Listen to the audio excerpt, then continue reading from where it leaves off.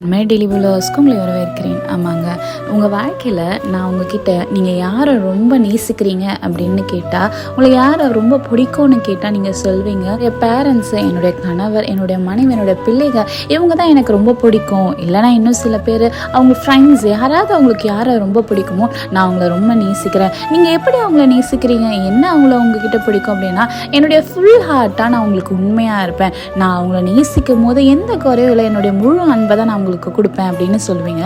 ஆண்டவருக்கு நீங்க முழு அன்பை கொடுக்குறீங்களா? உண்மையாவே ஆண்டவர் நீங்க நேசிக்கிறீங்க? உபாகம் 6:5 சொல்லப்படுது, உன் தேவனாகிய கர்த்தரிடத்தில் முழு இருதயத்தோடும் முழு ஆத்மாவோடும் முழு பலத்தோடும் அன்பு கூர்வாயாக. நாங்க நம்ம ஆண்டவர்கிட்ட அன்பா இருக்கும்போது நம்முடைய முழு பலத்தை ஒரு மனுஷனுக்கு கொடுக்கற நம்ம ஏன் நம்மளை படிச்ச தேவனுக்கு நம்மளால கொடுக்க முடியல? நிறைய வேலையில சிச்சுவேஷன்னால அதை அவரை விட்டு தள்ளி தள்ளி போயிடுறோம். நம்மளால பைபிள் படிக்க முடியல, நம்மளால ஆண்டவர்கிட்ட பேச முடியல. ஆண்டவர்கிட்ட அன்பா இருக்கும்னு மட்டும் சொல்றோம். இனி நம்ம வாழ்க்கையில இந்த வசனத்தின் பிரகாரம் நம்ம முழு ஆத்மாவோடும் உண்மையா ஆண்டவரை நேசி மட்டும்தாங்க எந்த சூழ்நிலையா இருந்தாலும் நம்ம கூட நிற்பாரு. நீங்கள் ஆசிரியப்படவே தேவனுடைய ஆசிரியப்படாகாமே.